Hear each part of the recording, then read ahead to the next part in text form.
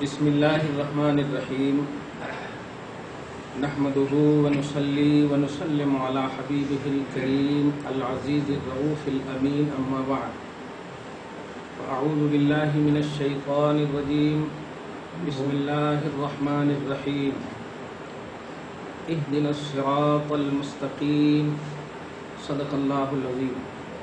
رسول برکت کے لیے درود شریف پڑھ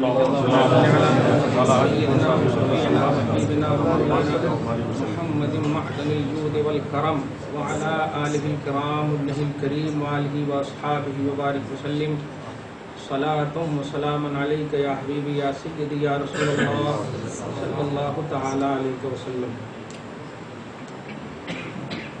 عظمت درود شریف پڑھ لیجیے۔ اللہم صل علی سیدنا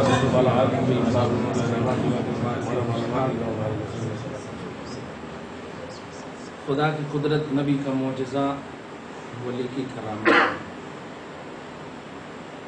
خواجہ ہند و پاک کا سب سے بڑا وصف عظمتی دنیا میں یہی ہے، اللہ اکبر کی صدائیں۔ آج ہندوستان کی گلی کوچوں میں جو اللہ اکبر کی صدائیں ہیں، خدا کی قدرت بن کر، نبی کا معجزہ بن کر، عطائے رسول خواجہ ہند و پاک کا احسان عظیم ہے کہ اللہ اکبر کی صدائیں بلا جھجک جہاں بھی دیکھیں الحمدللہ۔ کچھ شرپسندی کریں گے لیکن اللہ اکبر کی صداؤں میں ٹوک اور کھوٹ نہیں لا سکتے۔ اللہ کا بے پناہ احسان ہے، کرم ہے۔ خواجہ ہند و پاک کی عظمت اور تبلیغ دین۔ عظمت تو آپ اسی سے سمجھیے ایک لفظ میں۔ اللہ پاک نے جتنے بھی انبیاء کرام ہیں، ہمارا عقیدہ ہے 1,24,000 کم و بیش، دھیان دیجیے، ان میں سے معدود چند انبیاء کرام کا تذکرہ قرآن پاک میں ہے۔ ان میں سے ایک نبی کا تذکرہ اور اس سے ریلیٹڈ ایک نسبت والے کا تذکرہ کر دیں۔ فہم و ادراک امت محمدیہ کو سب سے زیادہ ملا ہے۔ اشرف المخلوقات میں بھی اعلیٰ اور اشرف امت محمدیہ ہے۔ اس لیے آپ کو سمجھنا ہے کہ امت محمدیہ کی سوچ بھی بلند ہے، سمجھ بھی بلند ہے۔ تب اسی تصور میں سوچئے سلیمان علیہ السلام ہے۔ قرآن پاک سورہ نمل آیت نمبر 40 میں اللہ سبحانہ سلیمان علیہ السلام کے وزیر اور اسسٹنٹ اور غلام کا تذکرہ فرماتے ہوئے ارشاد فرماتا ہے، قال الذی عنده علم من الکتاب انا آتیک بہ قبل ان یرتد الیک طرفک فلما رآہ مستقرا عنده قال ھذا من فضل ربی۔ آج بڑے بڑے گھروں پر یہ کتبہ آپ دیکھتے ہیں، یہ قرآن کا ٹکڑا ہے، لیکن آپ جانتے ہیں کہ یہ ھذا من فضل ربی کس کا جملہ ہے؟ یہ جملہ ہے حضرت سلیمان علیہ السلام کا، جس کو اللہ نے اتنا پسند کیا کہ اپنے قرآن پاک میں جگہ دی ہے۔ آپ کے کانسٹیٹیوشن، آپ کے قانون اسلام میں، آپ کے قانون کی کتاب میں جگہ دی ہے۔ کیا ہے پس منظر؟ پس منظر یہ ہے کہ حضرت سلیمان نے تخت بلقیس کو پلک جھپکتے منگوانا چاہا تھا۔ آپ کے وزیر حضرت آصف بن برخیہ، جو آپ کی زبان میں کہہ دوں ان کے زمانے کے، ان کی امت کے ولی تھے، ان کی امت کے ولی تھے، انہوں نے کہا آپ پریشان نہ ہو، آپ کے پلک جھپکتے ہی ہم لا دیں گے۔ فلما راہ، یہ بول ہی رہے تھے کہ کرسی کے نیچے سے دیکھ لیے، فلما راہ مستقرن، سامنے جب دیکھتے ہیں کہ وہ تخت اتنا بڑا، آپ جانتے ہیں 60 گز اور 80 گز کا مسئلہ ہے، بڑا، پلک جھپکتے بول ہی رہے تھے کہ مجھے جلدی ہونا۔ فلما راہ مستقرن، جیسے ہی دیکھا اس وقت کہا تھا انہوں نے ھذا من فضل ربی۔ سبحان اللہ۔ ایک نبی ولی کی کرامت کو ایکسپٹ جب کرتا، قبول کرتا ہے، کرامت کو دیکھ کر اللہ کا فضل ادا کرتا ہے، سبحان اللہ، اللہ کا شکر ادا کرتا ہے۔ تو اللہ کا فضل اور شکر الگ الگ شکلوں میں جو بھی شکلیں ہو، کرامتیں دیکھ کر کے اس کا اظہار، یہ نبیوں کی شان ہے، یہ نبیوں کی سنت ہے. آپ کی سوچ بلند ہے، آپ کا شعور بلند ہے، لہذا آپ کو ماننا پڑے گا کہ وہ سلیمان ہے جو نبی کے بھی غلام، میرے نبی کے بھی غلام ہے، محمد الرسول اللہ کے غلام ہے. اور سلیمان کے غلام کا یہ مقام کہ جب وہ تخت بلقیس کو لاتے ہیں تو رحمان نے اس کو آپ کے قرآن میں جگہ دی ہے، آپ کے قرآن میں جگہ دی ہے. اسی سے آپ کو یہ تصور مل گیا کہ جو خدا کا محبوب ہوتا ہے، نوٹ کیجئے گا، تو محبت خدا اس بات پر برانگیختہ کرتی ہے کہ اس کا تذکرہ ہونا چاہیے، اس کا ذکر ہونا چاہیے. تو محبوبیت اور محبت خدا ہی سبب ہے ذکر کا، تذکرہ کا سبب یہ ہے.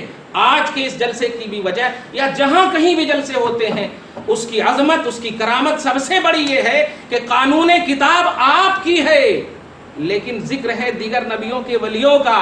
سمجھ لینا امت محمدیہ، جس کا نبی آپ کے نبی کا غلام ہو، اس نبی کا ولی جب قرآن میں موجود ہے تو تیرا خواجہ اگر نہیں دکھ رہا ہے تو آنکھ پیدا کر دیکھنے کے لیے، آنکھ پیدا کر دیکھنے کے لیے، نظر پیدا کر دیکھنے کے لیے، تب جا کر کے دکھیں گے. لوگ کہتے ہیں قرآن میں کہاں ہے خواجہ، قرآن میں کہاں ہے غریب نواز، قرآن میں کہاں ہے.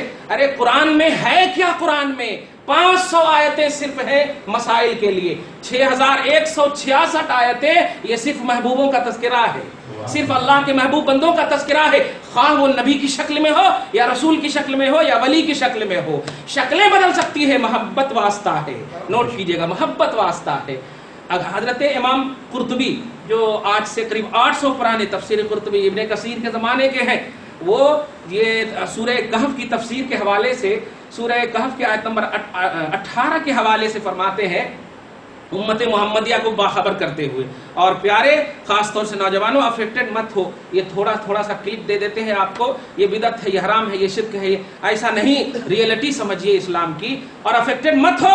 مسئلے بن چکے ہیں، شریعت بتائی جا چکی ہے، عقائد بتائے جا چکے ہیں. اب آپ کو سیکھنا ہے، الگ سے عقیدہ نہیں بنانا ہے، الگ سے شریعت نہیں بنانا ہے. بزرگوں نے بنا دیے، بڑی عرقریزی کی ہے. جانتے ہیں ولیوں کا سب سے بڑا وصف یہ ہے کہ وہ توحید اور رسالت آپ کے دل میں ڈالے. سب سے بڑی عظمت یہ ہے کہ توحید اور رسالت آپ کے دل میں ڈالے. کیا کہا تھا تم اللہ کو، یہ کس کا دین لائے ہو؟ جوگی جے پال نے یہی کہا تھا. انا ساگر میں بیٹھے، یہاں سے ہٹو، یہ مندروں کی جگہ ہے، پنڈتوں کی جگہ ہے، دیوتاؤں کی جگہ ہے. انہوں نے کہا میں ہٹنے کے لیے نہیں، ہٹانے کے لیے آیا ہوں، ہٹانے کے لیے آیا ہوں. تو ولیوں کا کانسیپٹ سمجھیے، ولایت کا معیار سمجھیے. کوئی تبلیغی مشن کارگر ہو ہی نہیں سکتی بغیر تصور ولایت کے. ولیوں کا کام ہوتا ہے اللہ اکبر کی صدائیں دلوں میں بھی ڈالنا، فضاؤں میں بھی گنجوانا. توحید و رسالت سب سے بڑی ان کی عظمت ہوتی ہے. اور کبھی بھی یہ نہیں سمجھیے کہ سال میں 6 دلا دیے تو ولایت کا حق ادا ہو گیا اور 11ویں دلا دیے تو ولایت کا حق. یہ کانسیپٹ ہی نہیں ہے اہل سنت کا. حق کا یہ کانسیپٹ ہی نہیں ہے. ولایت کا کانسیپٹ ہے توحید و رسالت کی عظمت لوگوں کے دلوں میں ڈالنا، توحید و رسالت کی عظمت لوگوں کے دلوں میں ڈالنا. عوام ولی کے تابع ہے، ولی عوام کے تابع نہیں ہے. اس لیے عوام اگر کر رہی ہے تو ان کی کارکردگی اگر ریلیٹڈ آف ولایت ہے تب ایکسپٹڈ ہے، نہیں تو ریجیکٹڈ ہے. اگر قبول کرنا ہے تو قبول کرو اللہ کے ولیوں کے مشن کو، عوام اہل سنت عوام کے عمل کو قبول نہ کرو. عظمت اولیاء کا عنوان بڑا عمدہ ہے، لیکن خواجہ غریب نواز ہندوستان، توجہ دیجیے گا، ہندوستانیوں کے لیے بھی خواجہ ہے اور خواجہ کے لیے بھی ہندوستان ہے. نوٹ کیجیے گا، یہ ہندل ولی ہے. گزشتہ سال بھی میں نے ایک جملہ کہا تھا، ہندل ولی بولتے ہیں، ولی الہند ہونا چاہیے نا. ولی الہند کا مطلب ہندوستان کے ولی نہیں، ہندل ولی بولتے ہیں، ولی کا ہندوستان ہے، ولی کا ہندوستان ہے. یہ اللہ کے رسول نے ہند عطا کیا تو ہندوستان عطا ہوا، تو ہندوستانیوں کے لیے ولی ہے اور ولی کے لیے ہند ہے. بیچ میں اب کوئی واسطہ نہیں. چشتیت کا جو ہندوستان پر احسان ہے، کسی بھی سلسلے کا اتنا احسان انڈیا پر ہے ہی نہیں. سلسلہ چشت کا جتنا احسان ہے، آپ غور کیجئے نا، خواجہ قطب الدین بختیار کاکی ہے، خواجہ نظام الدین اولیاء ہے، سید شاہ اوحد الدین مخدوم سمنانی ہے، یہ سب اولیاء اللہ ہے، آپ کے خواجہ بندہ نواز ہیں، یہ سب چشتیت کے چراغ ہیں. جدھر جائیے چشتیت کا چراغ ہے. سبحان اللہ. جانتے ہیں رسول اعظم صلی اللہ علیہ وسلم ایک مرتبہ مدینۃ المنورہ میں، دیکھیے ایمان بالغیب جمعہ میں بھی ایک جملہ کہا تھا، دلیل کی دنیا میں اگر جانا ہے آپ کو تو پھر ماننے کی دنیا سے ہٹنا ہوگا. دلیل اور ثبوت کا مسئلہ ایسا نہیں ہے. ماننا ایمان کا نام ہے. تو ماننے کی دنیا میں آپ رہیے، ورنہ خود کا وجود بھی آپ ثابت نہیں کر سکتے، خود کا وجود بھی ثابت نہیں کر سکتے.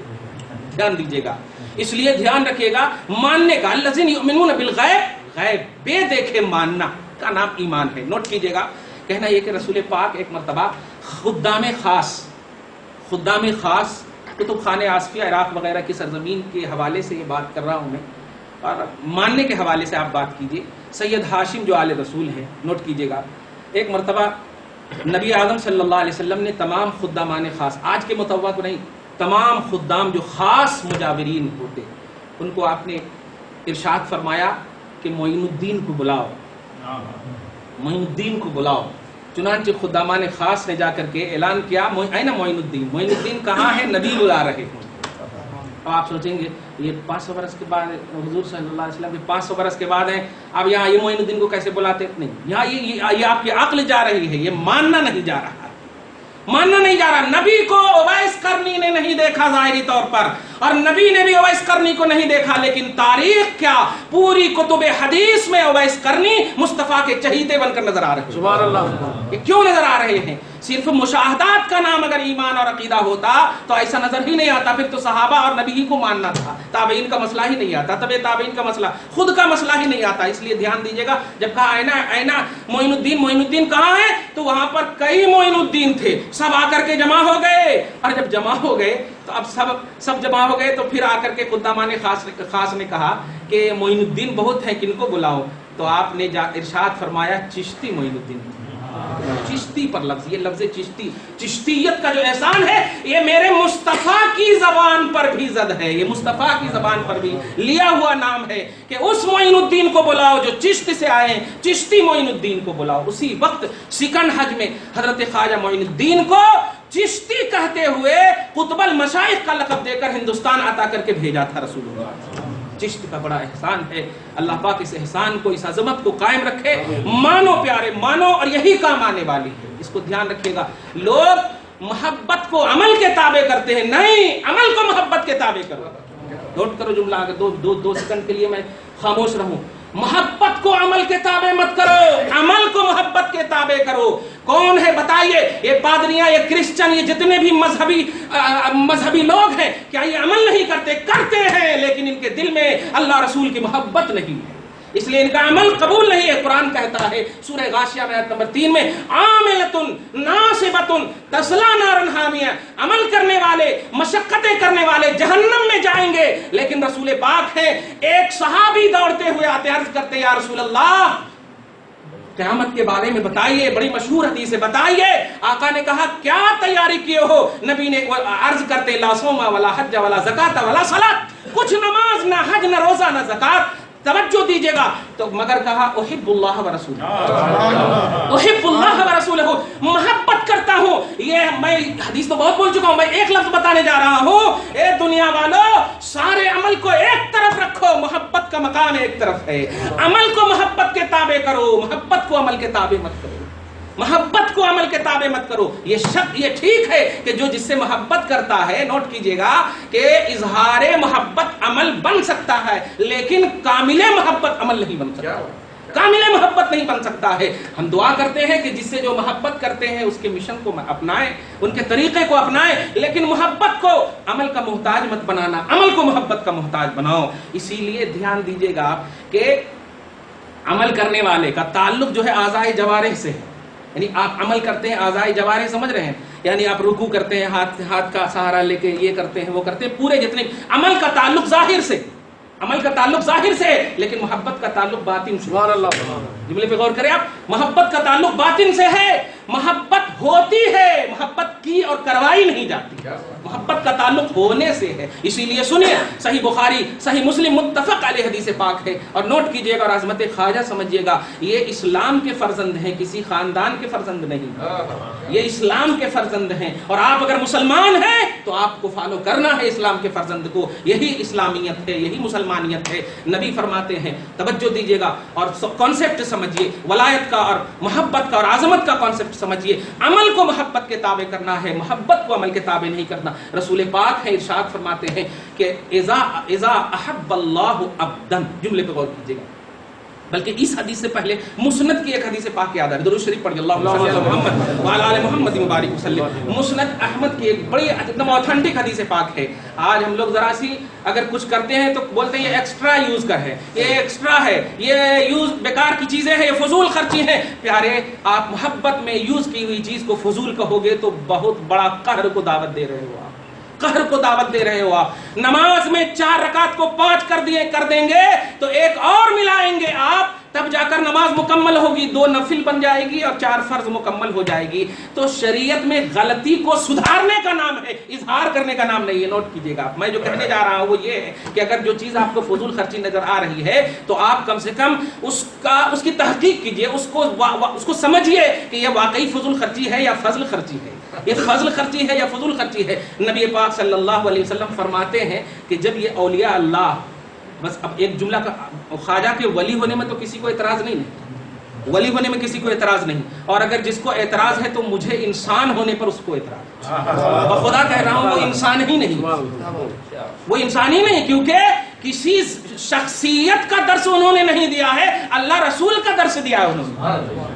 اللہ کی سرائیں گنجوائی ہے انڈیا میں، ہندوستان میں. اس لیے ولایت پر تو اعتراض نہیں ہونا چاہیے، ان کے مقرب ہونے، متقی پرہیزگار ہونے، ایمان کامل والا ہونے پر تو اعتراض نہیں ہونا چاہیے. ٹھیک ہے ان کی تصویروں کو دیکھ کر، ان کی شکلوں کو دیکھ کر اگر اعتراض ہے تو یہ آپ کی آنکھ کا فطور ہے.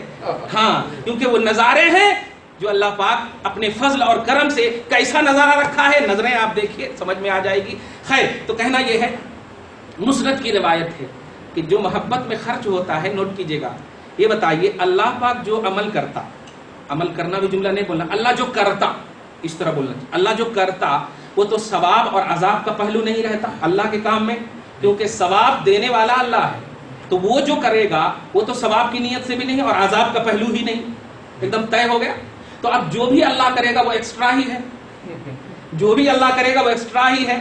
اب اس کو اچھا ہی کہیں گے، خراب کا تصور بھی نہیں کہیں گے. اب آپ سوچئے، یہ اللہ کے ولیوں کی جماعت جب خدا کی بارگاہ میں جائے گی اور جب جاتی ہے تو اللہ کے رسول فرماتے ہیں کہ انبیاء اور فرشتے یہ دونوں کو اللہ پاک الگ فرما دیتا، اور یہ ولیوں کی جماعت کو الگ فرما کر کے عربی کا جملہ ہے کہ ان کے لیے نور کے مسند لگواتا ہے. اب آپ خدا سے پوچھئے، اب آگے پیچھے اس کی تعویل مت کیجیے. نور کا مسند، نور کا لفظ ہے، کمکمے، شکلیں، یہ لائٹ وہ لائٹ، یہ یوز ہے، غریبوں کی شادی کر دینا چاہیے، یہی وقت نظر آتا ہے. پیارے یہ بالکل ختم کرو. اللہ جو کر رہا ہے کیا ہے، وہ نہیں دیکھ رہا ہے غریب بہت ہے، وہ غریب بہت ہے، یہ اگر غریب کو عطا کر دیے تو ان کا کرم ان پر یہ ہو جاتا، ان پر یہ، اللہ تو ڈائریکٹ دیکھ رہا ہے نا. اور وہ تو رزاق ہے، آپ تو رزاق نہیں، آپ تو مرزوق ہیں.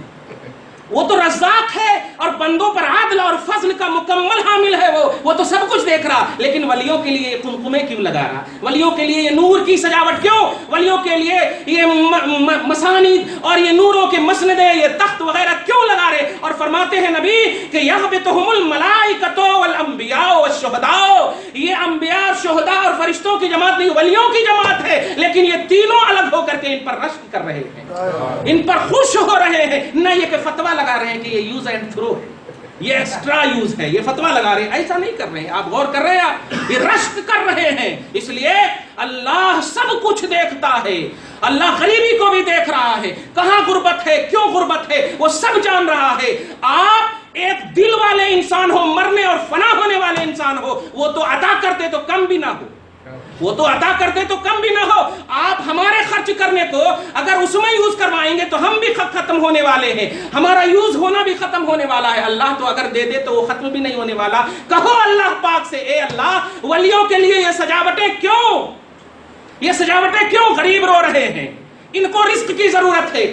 تو اللہ پاک بھی جواب دے گا، میرے عمل میں دخل نہیں، میرے عمل سے دلیل پکڑو، دل پکڑو، میرے عمل سے دلیل پکڑو. کہنا یہ مسند کی یہ روایت ہے. اب یہ آپ بخاری اور مسلم کی متفق علیہ حدیث سنیے اور عظمت خواجہ سمجھیے.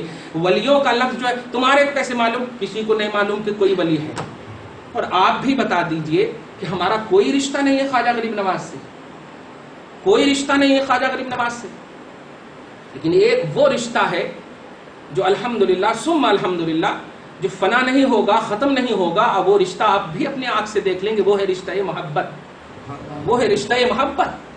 اللہ پاک نے قرآن پاک میں کہا وَلَوْ كَانُوا آبَاءَهُمْ أَوْ أَبْنَاءَهُمْ أَوْ إِخْوَانَهُمْ أَوْ عَشِيرَتَهُمْ سورہ مجادلہ کی لاسٹ آیت کریمہ میں باپ کو ریجیکٹ کر دیا، دادا کو ریجیکٹ کر دیا، بیٹے کو ریجیکٹ کر دیا، پوتے کو ریجیکٹ کر دیا، قبیلے کو ریجیکٹ کر دیا، کنبے کو ریجیکٹ کر دیا، لیکن اللہ پاک نے ولیوں کو ریجیکٹ نہیں کیا۔ ارشاد فرمایا تم جن سے محبت کرو گے وہ تمہارے ساتھ ہیں، وہ تمہارے ساتھ ہیں، وہ تمہارے ساتھ ہیں۔ دیکھ رہا محبت کٹی، باپ کٹ گیا، دادا کٹ گئے، رشتہ دار کٹ گئے، قرآن نے کہا ہے تو رشتہ قرابت کٹ سکتی ہے، رشتہ عزیت کٹ سکتی ہے، لیکن رشتہ ولایت اور محبت نہیں کٹ سکتی۔ یہ رشتہ ہے ہمارا اور آپ کا خواجہ غریب نواز سے، اور یہ رشتہ رب چاہتا ہے۔ اب ذرا سنیے اللہ پاک اذا احب اللہ عبدا، جملے پہ غور کیجیے۔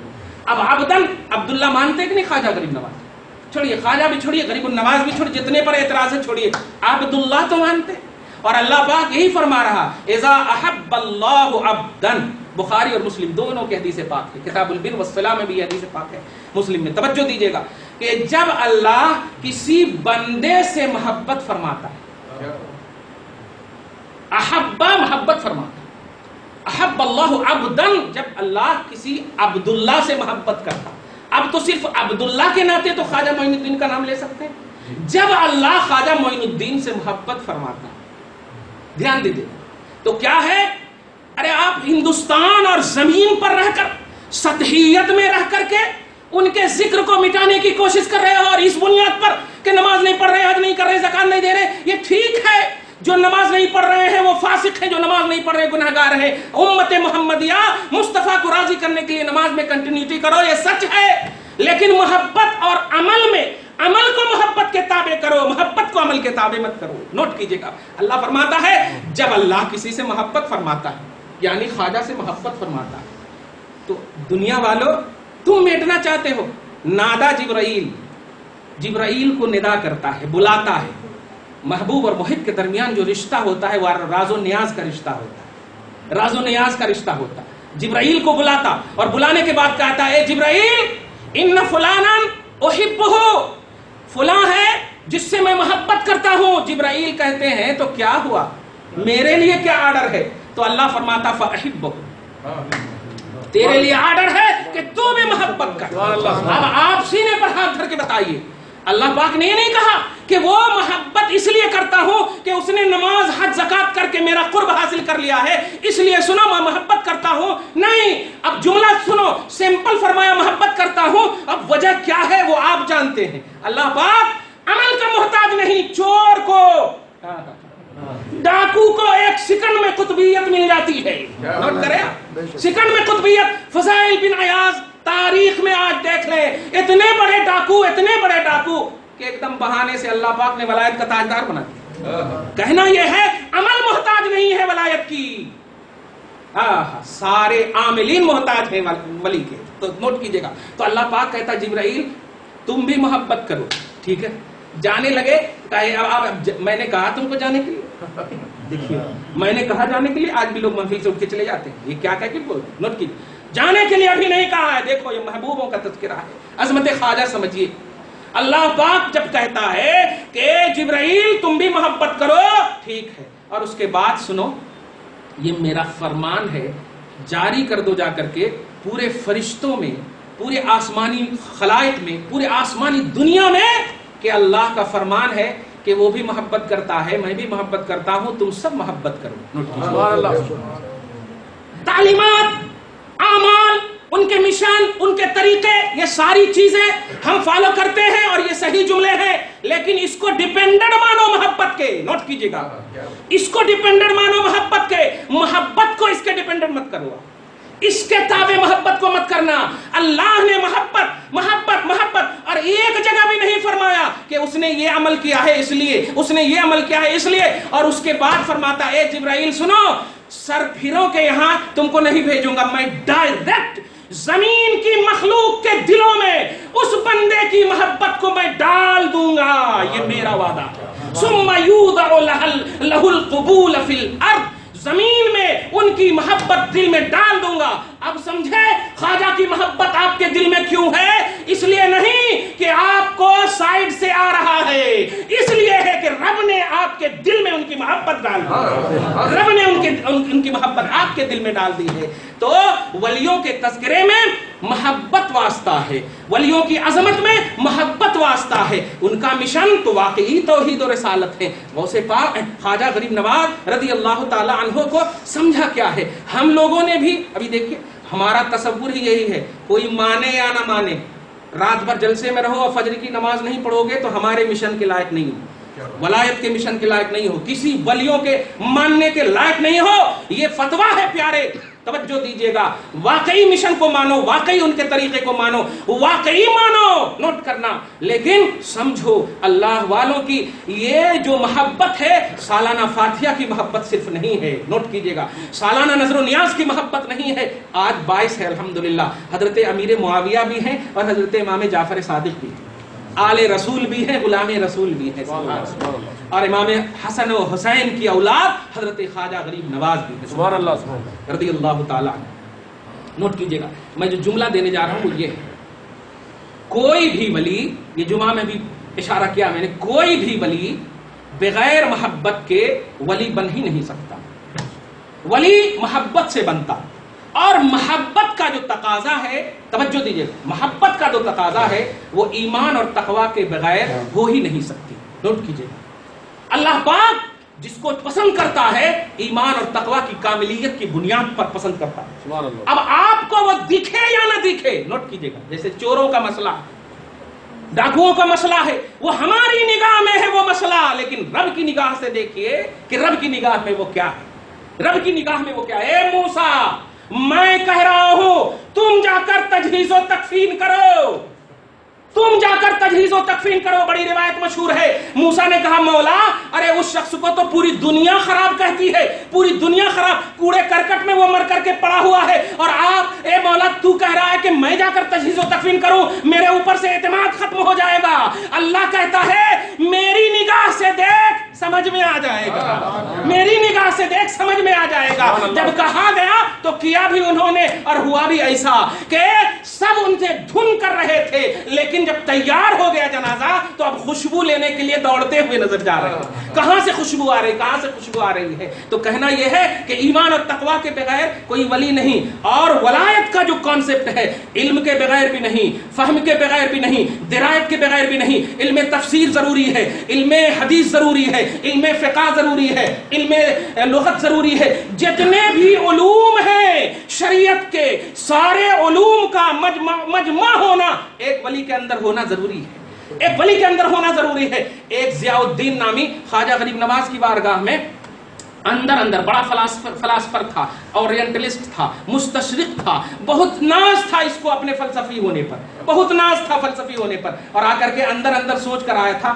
آج خواجہ غریب نواز سے مناظرہ کروں گا۔ خواجہ غریب نواز جو ہے کچھ کھا رہے تھے، توجہ دیجئے گا، نوٹ کیجئے گا، بڑے کیا کہتا ہوں، بڑے جب ناک رگڑتے ہیں نا تو ایک مسئلہ معلوم ہوتا ہے، مفتیوں کی بات ہے، جہاں قلم کی روشنائی ختم ہو جاتی ہے تو وہاں ابتدا ہوتی ہے، توجہ دیجئے گا، نوٹ کیجئے آپ۔ آئے وہ آنے کے لیے، ایک نظر جیسے ہی دوڑائی، اور دوڑانے کے بعد اس سے پہلے کہ وہ کچھ بولتے، جو کھا رہے تھے ان کو دے دیا کہ یہ کھا لو۔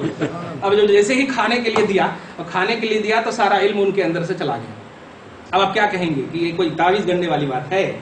تعویذ گننے والی بات ہے نہیں، نوٹ کیجئے گا، اگر برے سفلی عمل ہوتے ہیں تو اس میں صرف جو ہے مطلب ختم کا پہلو ہوتا ہے، سلب کا پہلو ہوتا ہے، لیکن ولی اس کو کہتے ہیں جس میں فیضان ہو، جو لوٹانے کی بھی قدرت رکھتا ہے اور لٹانے کی بھی قدرت رکھتا ہے، دینے کی بھی قدرت رکھتا ہے، لینے کی بھی قدرت رکھتا ہے۔ چنانچہ ایسے ہی کیا ایک مرتبہ کھلایا تو سارا علم ختم ہو گیا، اور اس کے بعد دوسری مرتبہ کھلایا تو وہ سارا علم آ گیا، اور جیسے ہی آیا تو اب دیکھا کہ وہاں پر تھے، اب یہاں قدم میں پڑے ہوئے ہیں، اب یہ قدم میں پڑے ہوئے ہیں۔ آپ ولایت کو کبھی بھی اپنی ذہن اور سکون سے نہ تولنا، یہ اللہ کی نظر سے دیکھتا ہے، یہ اللہ کی نگاہ سے دیکھتا ہے۔ اور آج آپ کس بنیاد پر لوگوں کو دور کرو گے، کس بنیاد پر؟ اگر اہل توحید ہو، نوٹ کرنا، تب بھی تم دور نہیں کر سکتے، اہل حدیث ہو تب بھی دور نہیں کر سکتے، اہل قرآن ہو تب بھی دور نہیں کر سکتے۔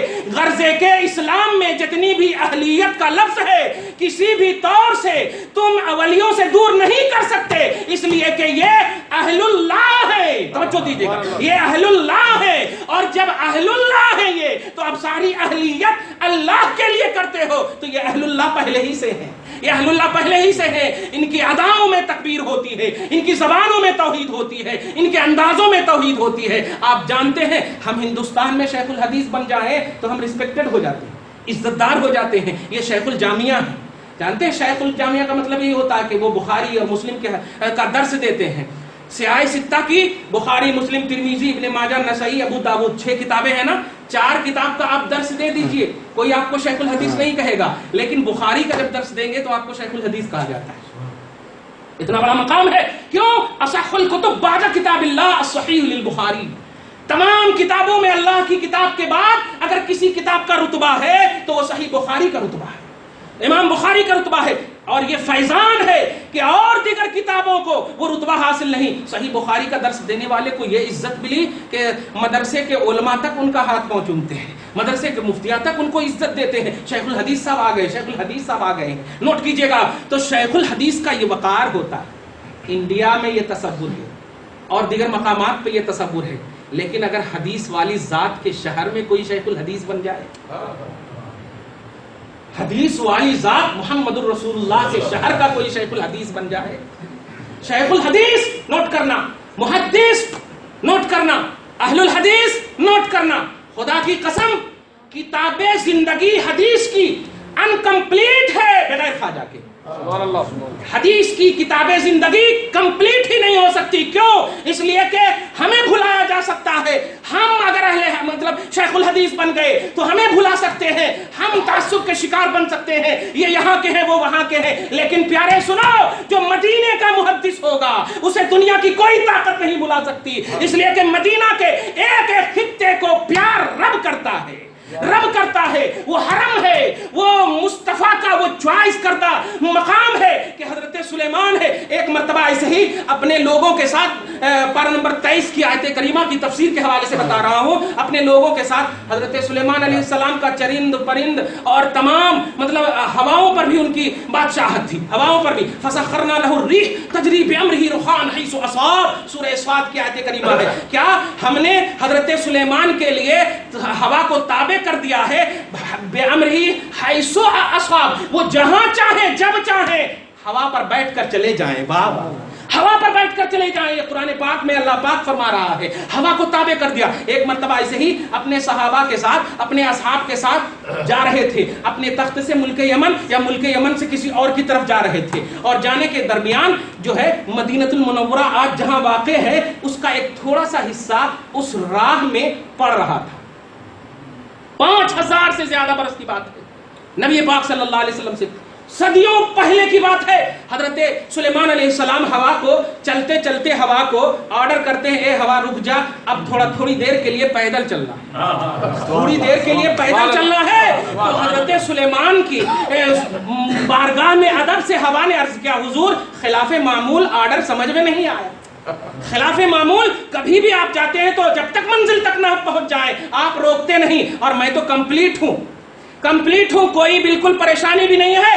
تو حضرت نے ارشاد فرمایا، یہاں پر آواز مت کرو، وہاں پر آواز مت کرو، نگاہیں نیچی کر کے چلو، نگاہیں نیچی کر کے چلو، نگاہیں نیچی کر کے جب چلے جاتے ہیں اور دائرہ حرم مدینہ سے جب باہر ہو جاتے ہیں تو بٹھاتے اپنے صحابہ کو اور ہوا کو بھی خطاب کرتے ہوئے کہتے، جانتے ہو جب میں اوپر چل رہا تھا تو خوشبو آ رہی تھی، کیسی خوشبو؟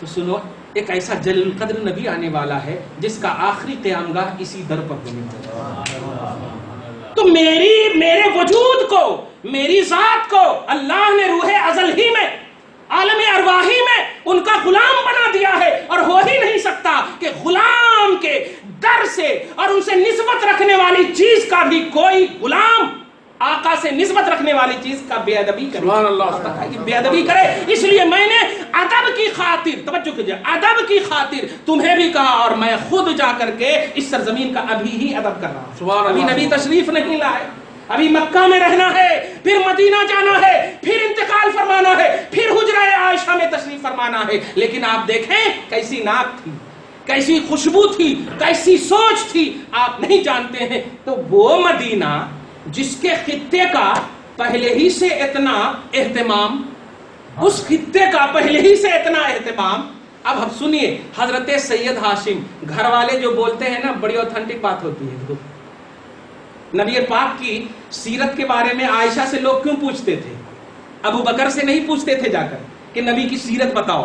عائشہ سے پوچھنے کی وجہ یہ تھی کہ آپ زیادہ قریب رہتی ہو، آپ گھر والی ہو، اور گھر والی جو بولیں گے وہ اوتھینٹک بات ہوگی. سید ہاشم بڑے جلیل القدر امام ہیں، بڑے جلیل القدر امام ہیں. آج بھی ان کی کتاب آپ دیکھیں جا کے کتب خانے آصفیہ میں. فرماتے ہیں میں کتب خانے کی مطلب لائبریری کی جا کر کے تحقیق کر رہا تھا کہ اچانک ایک کتاب پر نظر پڑی، تو میں نے اپنی اس کتاب کی ورق گردانی شروع کر دی. تو اس کتاب کے اندر میں نے اپنی آنکھ سے یہ قول دیکھا کہ حضرت خواجہ غریب نواز شہر مصطفیٰ میں مدینۃ الرسول میں 3 سال تک کنٹینیو حدیث رسول کا درس دیتے رہے. 3 سال تک حدیث رسول کا درس دیتے رہے. اور وہیں پر لکھتے ہیں اسی لیے ان کو محدث مدینہ کہا جاتا ہے. کیا کہا جاتا؟ محدث مدینہ، محدث اعظم، محدث کبیر، محدث ہند، مفتی ہند، یہ سب کہلانے والے یہ خوشاچی ہے. نوٹ کرنا، یہ خوشاچی ہے محدث مدینہ کے، محدث مدینہ خواجہ غریب نواز کے. اور نوٹ کرنا پیارے، قرآن پاک کی تشریح کا نام حدیث ہے، قرآن پاک کی عظمت کا نام حدیث ہے، قرآن پاک کی تشریحات تفصیلات کا نام حدیث ہے. تو کیا سمجھے آپ؟ کوئی بھی قرآن کا ایکسپلین کر ہی نہیں سکتا اگر حدیث کا علم نہ ہو. اور خواجہ غریب نواز نے رسول کے شہر میں، نوٹ کیجئے گا، رسول کے شہر میں 3 سال تک کنٹینیو حدیث کا درس دیا. بتائیے کوئی غلط درس دیا ہوگا؟ کوئی پٹان باتیں بتائی ہوں گی؟ نہیں. جوار مصطفیٰ میں رہنے کے بعد آپ نے امام بخاری کے بارے میں پڑھا، روضہ ریاض الجنہ میں امام بخاری بیٹھتے اور جب اشارہ نبوت ہوتا، نبی کا اشارہ ہوتا کہ اے بخاری یہ حدیث لکھ، بالکل صحیح ہے، تب جا کر کے امام بخاری لکھا، تب جا کر کے لکھتے. تو حدیث کی تعلیم میں مصطفیٰ کا کرم ہوتا ہے. آج پریکٹیکلی طور پر جاؤ احمد آباد کی سرزمین پر، جن کے نام سے احمد شمس عالم یا احمد شاہ عالم جو آج درگاہ ہے، آج جاؤ ان کے اوپر ایک تخت لگا ہوا ہے، ان کے اوپر تخت لگا ہوا ہے. جانتے ہیں اس تخت کا پس منظر کیا ہے؟ آپ کہیں بھی غور کیجئے، تخت کا پس منظر یہ ہے، نوٹ کیجئے گا، حدیث کا صحیح درس دینے والے، خلوص اور للہیت، رضائے مصطفیٰ نیت میں ہو تو نبی کا فیضان دیکھو کیسے ہوتا ہے. آج لوگ ڈگر ڈگر میں حدیث کو لے کر ضعیف وغیرہ جو کہہ رہے ہیں وہ عبرت پکڑیں اور نوٹ کریں. یہ حضرت احمد آبادی نوٹ کیجئے گا، ایک مرتبہ بیمار پڑ جاتے ہیں، سخت تعلیل پڑ جاتے ہیں، 2 دن یا 3 دن تک کنٹینیو اپنے شاگردوں کو درس نہیں دیتے ہیں، لیکن شاگرد معمول کے مطابق روز آ رہے ہیں اور درس لے کر جا رہے ہیں. جب وہ درس دینے کے لیے بیماری کے بعد تشریف لاتے ہیں اور بیٹھتے ہیں تو بیٹھتے ہی کہتے ہیں کہ ذرا سنو ذرا سبق سنا. تو وہ شاگردوں نے 3 دن کا سبق بھی سنانا شروع کر دیا. حضرت نے ارشاد فرمایا میں نے تو یہیں تک پڑھایا تھا، یہ آگے کا کہاں سے پڑھایا؟ کہا حضور آپ مذاق کرتے ہیں، آپ نے ہی روز پڑھایا آ کر کے، آپ نے ہی روز پڑھایا. اتقوا فراست المؤمن فانه ينظر بنور اللہ. مومن یعنی اللہ کے ولیوں کی نظروں سے بچنا، اس لیے کہ وہ خدا کے نور سے دیکھتا ہے، وہ خدا کے نور سے دیکھتا ہے. جیسے ہی یہ جملہ شاگردوں نے کہا اس وقت فوراً اٹھ جاتے ہیں. اٹھنے کے بعد شاگردوں کو کہتے ہیں یہ تخت جس پر بیٹھے تھے یہ تخت کو اٹھاؤ اور میرے سر کے اوپر ایک قد جتنا میری قد ہے اتنے لیول میں اس تخت کو لگا دو. پہلے لگاؤ بعد میں وجہ پوچھنا. لوگ پہلے وجہ پوچھتے ہیں بعد میں عمل کرتے ہیں. پہلے لگانے کے بعد جب شاگردوں نے لگایا اور اس کے بعد ارشاد فرمایا جانتے ہو میرے غائبانے میں حدیث رسول کا درس دینے کے لیے خود رسول تشریف لائے تھے. آپ جانتے ہو حدیث پیش کرتے ہو امت میں نوجوانوں اور اہل الحدیث کہلاتے ہو. نہیں پیارے، حدیث کا ڈائریکٹ تعلق مصطفیٰ سے ہے، حدیث کا ڈائریکٹ تعلق. حدیث پیش کرو اور نبی کا فیضان میں ہو ہی نہیں سکتا. اگر تم غلطی بھی کرو گے اور رسول کی رضا نیت میں ہے کہ اے مصطفیٰ آپ نے جو آپ نے حدیث کی ریئلٹی پیش کی ہے ہم وہی پیش کرنا چاہتے ہیں، اگر پھسل بھی جاؤ گے تو رسول مدد کریں گے تمہاری اور حدیث صحیح امت میں پیش کرو. اس لیے آج امت میں یہ طبقہ بڑی عجیب انداز میں پیش کر رہا ہو ہی نہیں سکتا. نبی کی حدیث ہو اور توہین کا مسئلہ ہو, نبی کی حدیث ہو اور بے ادبی کا مسئلہ ہو, یہ ہے خواجہ معین الدین کی عظمت. اور دین کی اشاعت اور دین کی تبلیغ میں تو آپ کبھی بھی ان کو نگلیکٹ ہی نہیں کر سکتے, کبھی بھی ان کو ریجیکٹ ہی نہیں کر سکتے. کیوں؟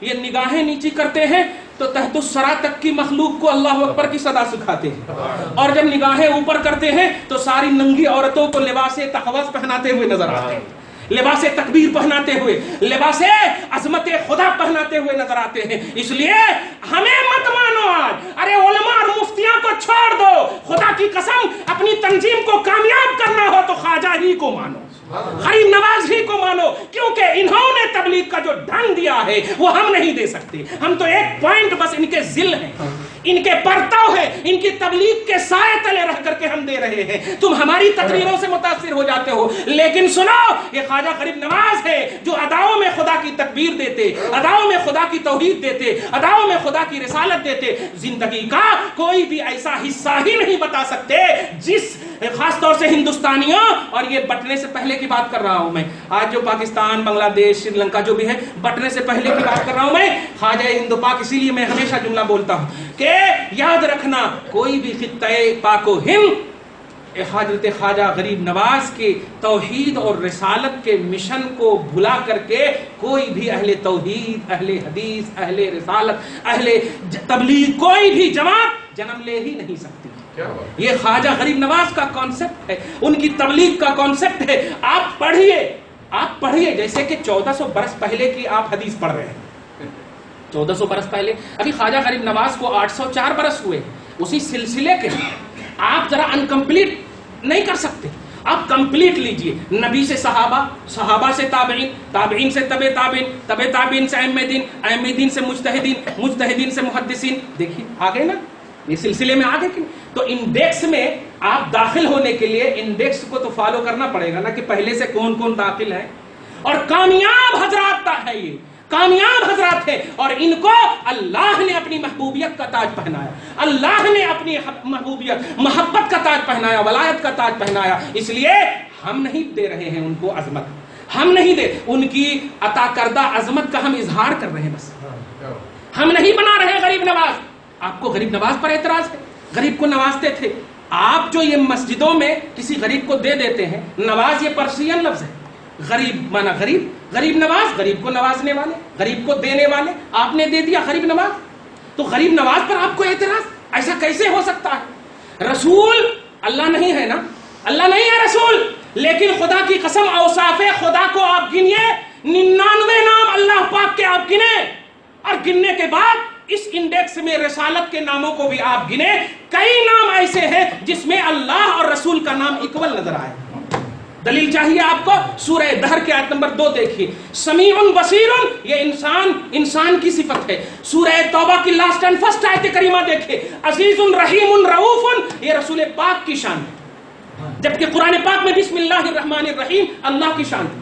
قرآن پاک میں اللہ عزیز ذو انتقام اللہ کی شان ہے, اللہ رؤوف بالعباد اللہ کی شان ہے. رؤوف, عزیز, رحیم یہ سب اللہ کی شان ہے. پھر یہ نبی کو بھی رؤوف اللہ ہی کہہ رہا ہے نا. تو ہم صرف اظہار کر رہے ہیں, آپ کو سمجھ نہیں آ رہا ہے تو سمجھیے, ڈائریکٹلی فتویٰ مت دیجیے. عطا کرنے والا اللہ ہے, غریب نواز اللہ ہے, یہ اللہ ہے. ارے شرک اعظم تو ڈائریکٹلی آپ کر رہے ہیں. ہم نے خواجہ غریب نواز کو اللہ نہیں کہا, غریب نواز کو تو اللہ آپ ہی کہتے رہے, تو یہ شرک تو آپ کر رہے ہیں. اس لیے خبردار خبردار, لفظوں کے ہیر پھیر میں مت جاؤ, تصدیق قلبی کو دیکھو. دل فیصلہ کرے آپ کا, باطن فیصلہ کرے آپ کا. اس بنیاد پر آپ جا کر کے دیکھو گے تو اللہ کا رحیم ہونا, اللہ کا عزیز ہونا, اللہ کا غفور ہونا, اللہ کا بخش دینے والا ہونا, اللہ کا غریب نواز ہونا, یہ پرسنل نظر آئے گا, اور ان سب کا غریب نواز ہونا یہ عطائی نظر آئے گا.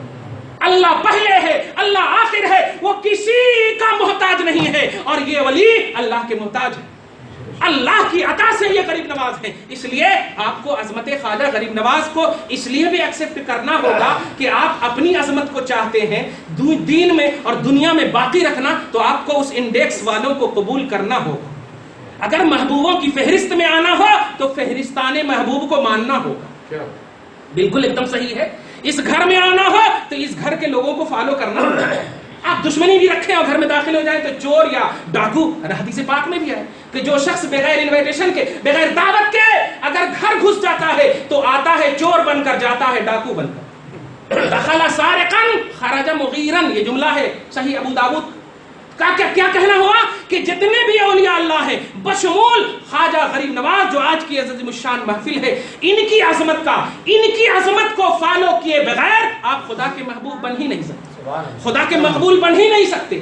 خدا کا مقبول بننا ہو تنظیمی طور پر، تحریکی طور پر، طبقاتی طور پر، جس بھی طور پر آپ کو اللہ کا محبوب بننا ہو تو محبوبان خدا کو فالو کرنا ہوگا.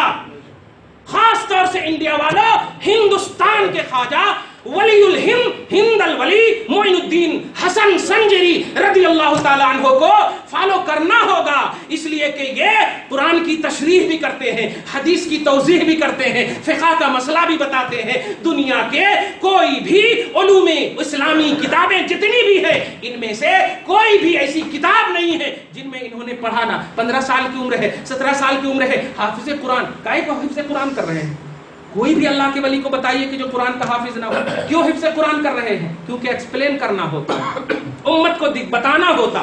ولایت اس لیے نہیں ملتی کہ بس جا کر کے اللہ کی جنت میں داخل ہو جائیں. جنت میں تو آپ گنہگار، ہم گنہگار بھی جائیں گے انشاءاللہ. مصطفیٰ کی شفاعت کی بدولت ہم گنہگار بھی جائیں گے. ولی صرف دخول جنت کے لیے ولی نہیں، امت کی تبلیغ کے لیے ولی بنتا ہے.